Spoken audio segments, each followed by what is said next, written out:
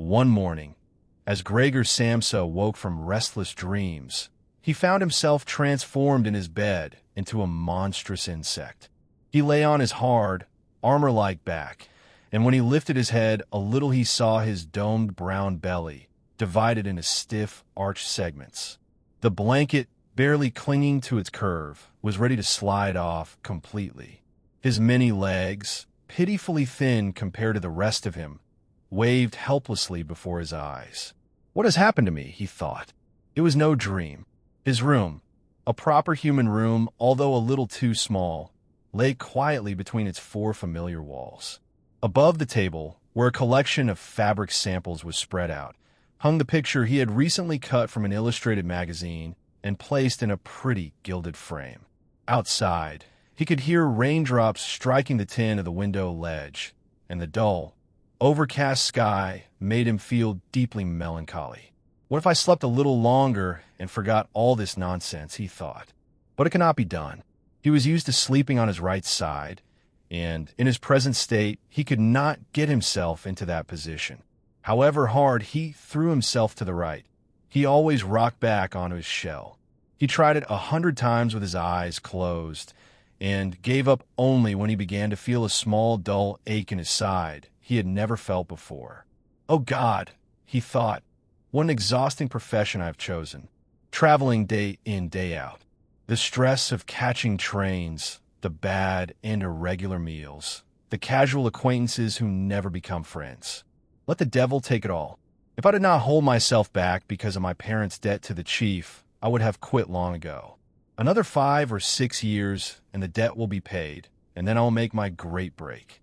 But for now, I must get up." He looked at the alarm clock ticking on the chest. 6:30. The 4 o'clock train had left long ago. There was a cautious knock at the door behind his head. "Gregor," a voice called. It was his mother. "It is 6:45. Did you not want to catch your train?" That gentle voice. Gregor was shocked when he heard his own voice answering. It was unmistakably his old voice, but into it was mixed, as if from below, an irrepressible, painful squeaking, which left the words clear only for a moment before rising up around them and destroying their sense. Yes, thank you, Mother. I'm getting up now." The mother seemed satisfied and shuffled away. But the little exchange had let the rest of the family know that Gregor, against all expectation, was still at home. Already his father was knocking on one side door with his fist. Gregor, what is the matter with you?" And at the other side door his sister Greta whispered plaintively, "Gregor, are you unwell? Do you need anything? Open the door, I beg you." "I am nearly ready," Gregor answered to both sides at once, forcing himself to pronounce each word with long pauses between them, so that his voice would betray nothing. Gregor struggled desperately to get out of bed. He tried to move the lower part of his body first, but that lower part, which he had never yet seen and could form no clear picture of, refused to obey him. At last, rocking his whole body, he swung himself halfway over the edge. And then the doorbell rang. Someone from the office, he thought, and froze. The maid's firm little steps went to the door, and it opened, and Gregor needed to hear only the visitor's first word of greeting to know who it was. The chief clerk himself. Why was Gregor condemned to work for a firm where the smallest lapse aroused the gravest suspicion at once? In the next room, the chief clerk raised his voice. "Mr. Samsa, what is the matter? You barricade yourself in your room and answer only yes and no. Your recent work has been most unsatisfactory. The chief mentioned to me this morning the collections that were recently entrusted to you. I almost gave him my word of honor that this could not be true. But seeing this incomprehensible stubbornness of yours, I am losing all desire to defend you." And his mother wept and pleaded. "He is ill, sir. Believe me, he is ill." Gregor had to answer. "Sir," he called, "I'm just opening the door this moment. A slight dizziness, nothing more. I will take the 8 o'clock train." But the people outside no longer understood a single word he said. That was the voice of an animal. He heard the chief clerk say, quietly. His mother cried out, Greta, fetch the doctor at once." His father shouted toward the kitchen, Get the locksmith quickly." Strangely, Gregor grew much calmer, so they could no longer understand him. But they believed something was wrong, and they were ready to help him. He felt drawn back into the circle of humanity. Leaning against a chest of drawers, he raised himself upright and pushed himself to the door. With his jaws, for he had no real teeth, he seized the key. A brown liquid ran out of his mouth, flowed over the key, and dripped to the floor, but he did not stop. Throwing his whole weight into it, he turned the key in the lock. "Listen," said the chief clerk in the next room. "He is turning the key." The door swung slowly open. Gregor, leaning against one wing of it, came cautiously into view. The first person he saw was the chief clerk, who pressed his hand against his open mouth and backed away, step by step, as if driven by an invisible and relentless force.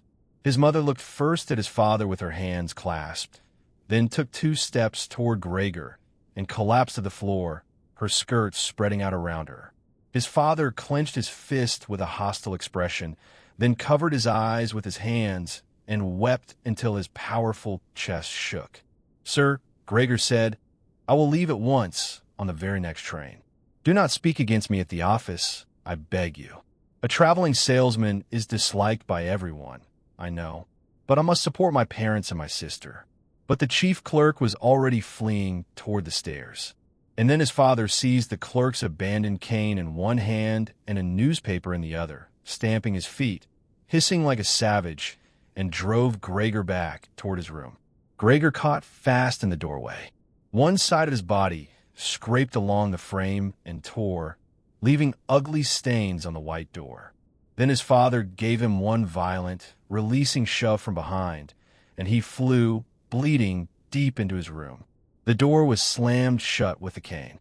And then, at last, everything was still. Gregor woke at dusk from a heavy, faint-like sleep. His left side felt like one long, unpleasantly tightening scar, and one of his little legs, badly injured in the morning's events, dragged lifelessly behind him. By the door stood a bowl of sweet milk, with little pieces of white bread floating in it. Milk had always been his favorite drink, and surely that was why his sister had set it there. He dipped his head into it almost up to his eyes, joyfully, but he drew it back at once in disappointment. The milk, which had always been his favorite, now revolted him. He turned away from the bowl, almost with disgust, and crawled to the middle of the room. In the living room, he could see through the crack of the door the gas lamp was lit. But where his father would usually be reading the afternoon paper aloud to the family at this hour, there was not a sound. "What a quiet life the family has been leading," Gregor said to himself. And as he stared into the darkness, he felt a great pride that he had been able to provide such a life, in such a fine apartment, for his parents and his sister. And then a cold fear followed. What if all this quietness, all this comfort, all this contentment should now come to a terrible end?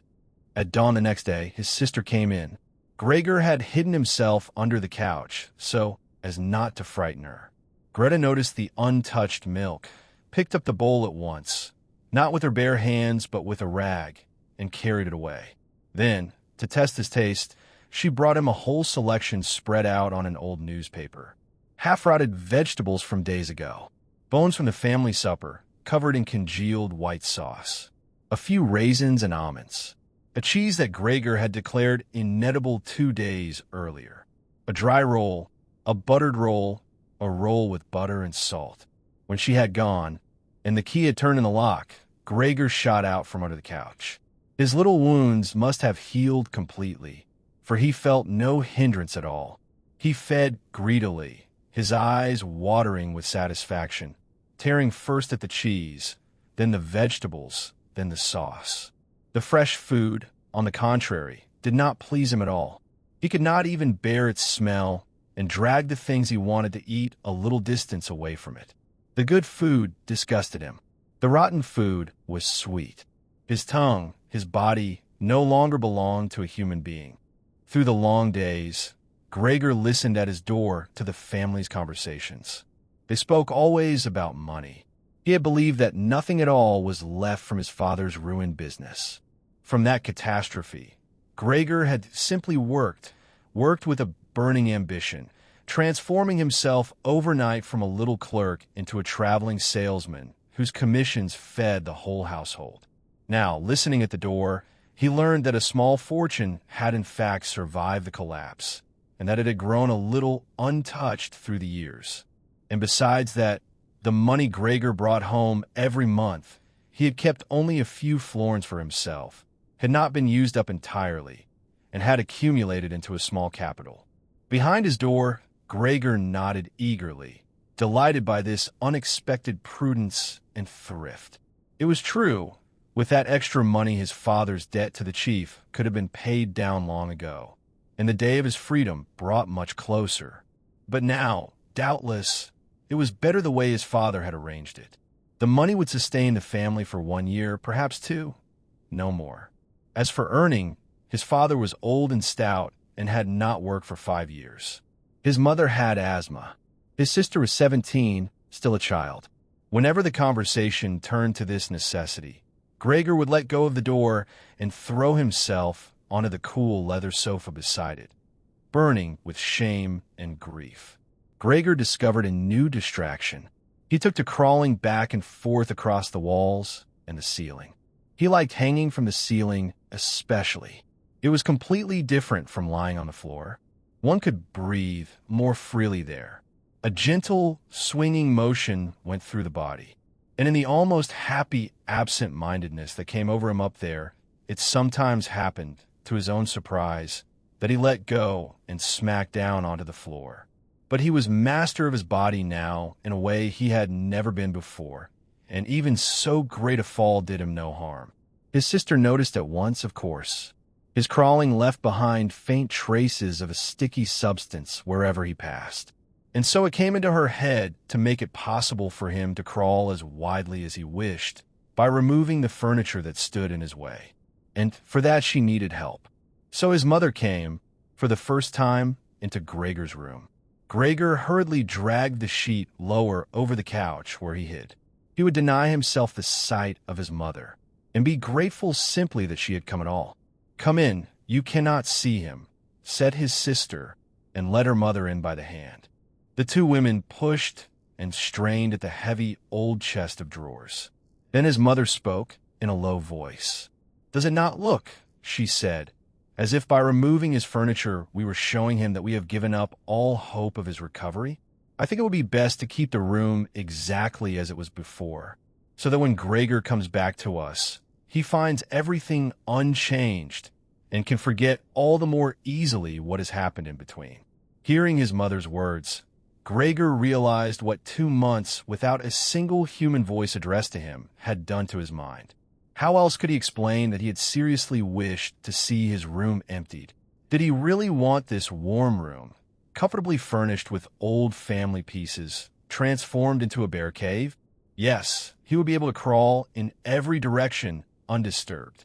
But at the same time, he would forget quickly and completely his human past. Nothing must be removed. Everything must stay. He could not do without the good influence of the furniture on his soul. And if the furniture hindered his senseless crawling, that was no loss, but a great advantage. But Greta would not yield. This was the one matter in which she, the child, felt herself the expert. And so the chest went, and the writing desk went. Everything went. While the women leaned against the desk in the next room to catch their breath, Gregor broke out from under the couch. He hardly knew what to say first. Then he saw, on the otherwise empty wall, the picture of the lady clothed in furs. He crawled hurriedly up to it and pressed himself against the glass, which held him fast and soothed his hot belly. This picture, at least which he now covered completely, no one would take away. Then Greta returned. She saw him on the wall and raised her fist as if to strike, though she did not. Her mother must not see, but her mother, following, saw it too, the enormous brown stain on the flowered wallpaper. And before she truly understood that what she saw was Gregor, she screamed in a hoarse, raw voice and fell across the couch and did not move. Greta ran to the living room for medicine, and Gregor, wanting to help, ran after her. Bottles fell and shattered. A splinter of glass cut his face, and some corrosive medicine flowed over him. Greta swept up what she could carry and slammed the door behind her, shutting him out. Gregor, tormented by self-reproach and worry, began to crawl.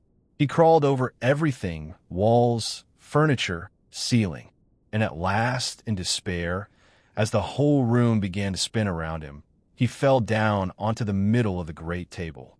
In the evening, the apartment door opened. His father had come home, but the man who stood there was not the father Gregor knew.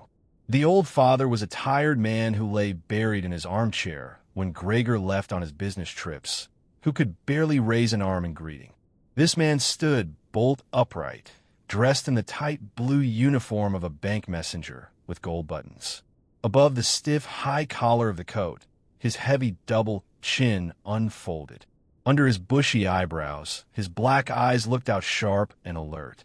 His white hair, once disheveled, was combed flat, parted with painful exactness, and gleaming.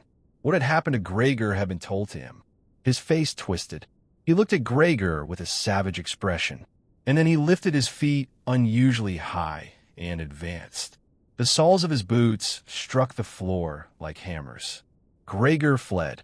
He ran ahead of his father, stopped when his father stopped, scurried forward the moment he moved.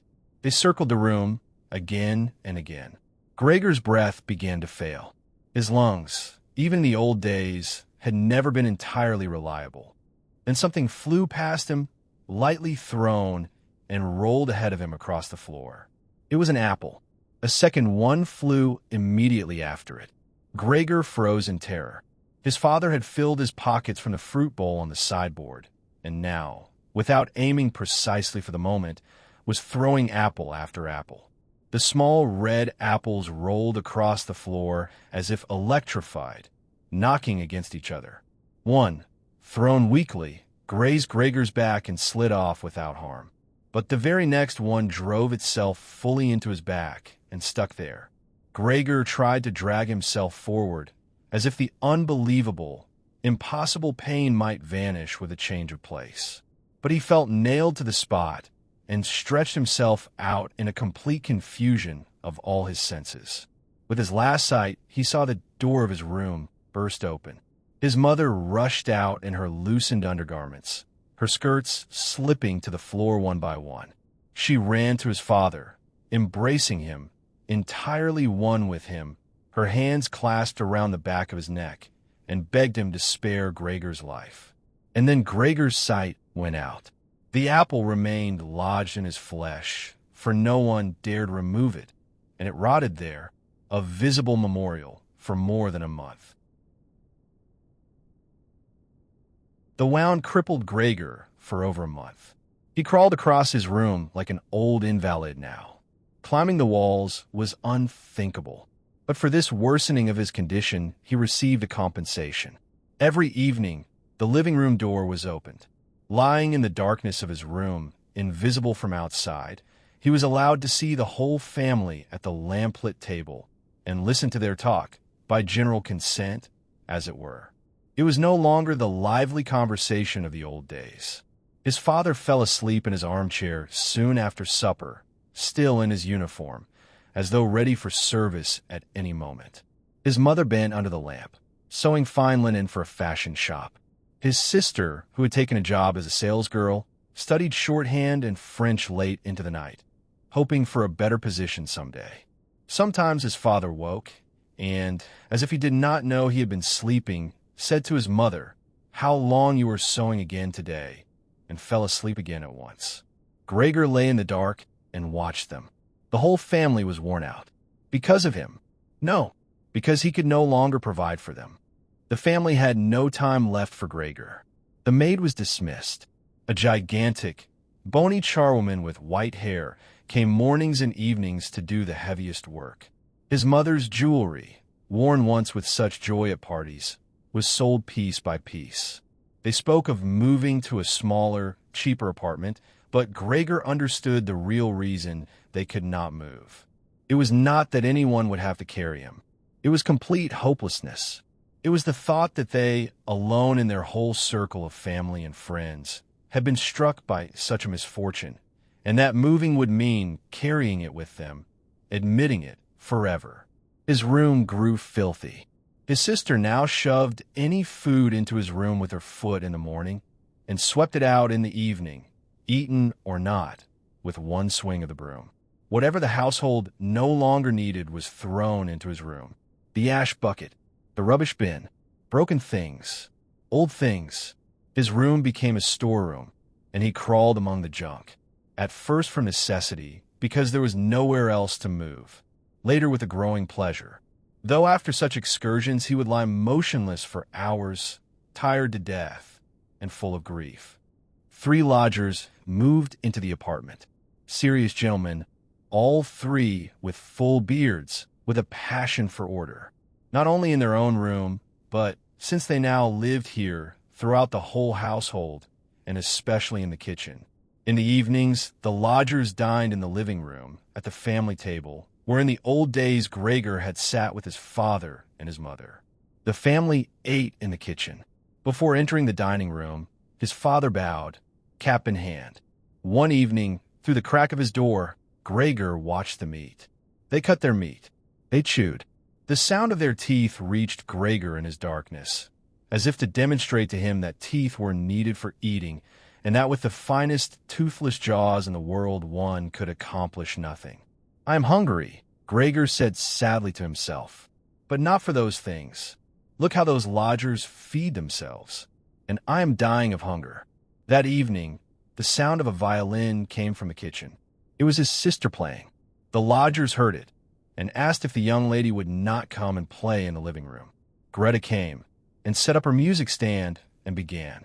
His father and mother, each from their post by the door, watched the movements of her hands.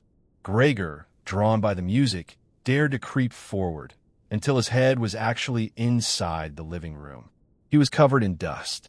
Threads, hairs, scraps of food clung to his back and sides. He had lost all shame. And the lodgers, who had at first crowded eagerly behind the music stand, soon retreated to the window, muttering, disappointed. But Gregor listened. His sister's face was tilted to one side. Her eyes followed the lines of the music, searching and sorrowful. Gregor crept a little further forward, holding his head close to the floor, hoping her eyes might meet his. Was he an animal, that music moved him so?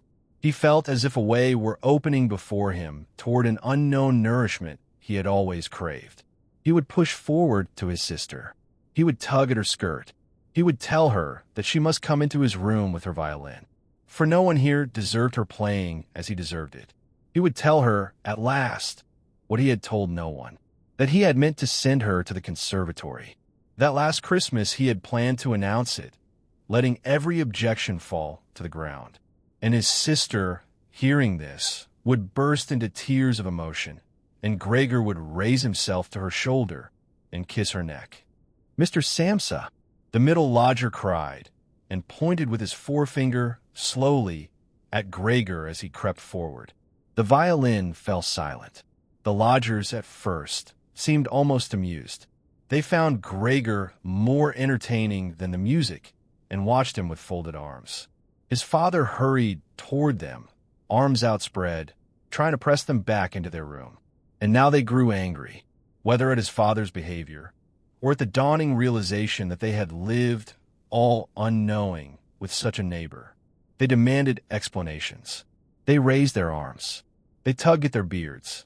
And their spokesman declared, in view of the disgusting conditions prevailing in this apartment and family, and here he spat decisively on the floor, "I give notice immediately. Naturally, I will pay nothing for the days I've lived here. On the contrary, I shall consider claims for damages." The 3 of them entered their room and slammed the door. His father staggered to his chair and collapsed into it. Gregor lay where he had been discovered, motionless. Weakness from long hunger and the collapse of his great plan held him fast to the floor. "We cannot go on like this," said his sister. "Father, mother, you may not understand it, but I do. I will not utter my brother's name before this creature." And so, I say only, we must try to get rid of it. We have done everything humanly possible to care for it and to endure it. No one can reproach us in the slightest. She is right 1,000 times over, his father murmured. His mother began to cough. Greta went on. If it were Gregor, he would have understood long ago that human beings cannot live together with such a creature, and he would have gone away of his own free will. Then we would have no brother, but we could go on living and honor his memory. But this animal persecutes us. It drives away our lodgers. It clearly wants the whole apartment for itself and wants us to sleep in the gutter. Look, father, she suddenly shrieked. He is starting again. Gregor had only begun to turn himself around, to make his way back to his room. But in his weakened state, the laborious turning looked, to their frightened eyes, like the preparation for an attack. The short journey back to his room seemed impossibly long to Gregor. No one drove him. Everything was left to himself. At the door, he turned his head one last time. His mother had fallen asleep in her chair. His sister watched him, and nothing more. The moment he was inside, the door was slammed shut, bolted, and locked. And now, Gregor asked himself and looked around in the darkness. He soon discovered that he could no longer move at all. It did not surprise him. It seemed to him unnatural, rather, that he had ever actually been able to walk on those thin little legs. The rotten apple in his back, and the inflamed wound around it, coated in soft dust, he hardly felt anymore. He thought of his family with tenderness and love. His conviction that he must disappear was, if possible, even firmer than his sister's. He remained in this state of empty, peaceful reflection until the tower clock struck 3 in the morning. He lived to see the darkness outside the window slowly begin to lighten.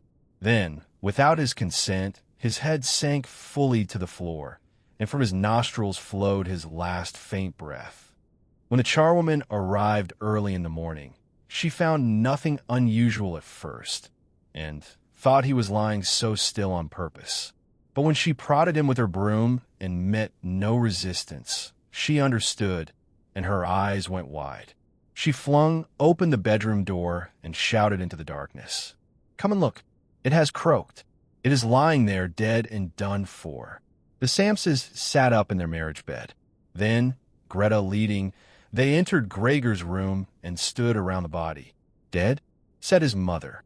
I should say so, said the charwoman, and pushed the corpse a long way sideways with her broom to prove it.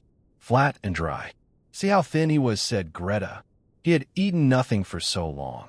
Now, said his father, crossing himself, we can thank God. The 3 women followed his example. And that morning, his father called the 3 lodgers from their room. Leave my apartment. At once, he said, and pointed to the door. The lodgers, bewildered, their protests dying in their mouths, took their hats from the rack, their sticks from the stand, and went, one behind the other, down the long staircase and vanished. And then the 3 of them left the apartment together, something they had not done in months, and took the tram into the open country outside the city. The car, in which they sat alone, was flooded with warm sunshine. Leaning back comfortably in their seats, they discussed their prospects, and it appeared on closer inspection that these were not bad at all. All 3 had positions which were really quite good, and which promised, above all, much better things to come. The greatest immediate improvement, of course, would come from moving. They would take a smaller and cheaper apartment, but better situated and altogether more practical than the present one, which Gregor had chosen. And as they talked, it struck Mr. and Mrs. Samsa almost at the same moment, watching their daughter grow livelier and livelier, that in spite of everything, in spite of all the sorrow that had paled her cheeks, she had blossomed recently into a beautiful and well-built girl. Growing quieter and communicating almost unconsciously through glances, they thought that it would soon be time to find her a good husband. And it was like a confirmation of their new dreams and good intentions when, at the end of their journey, their daughter rose first and stretched her young body.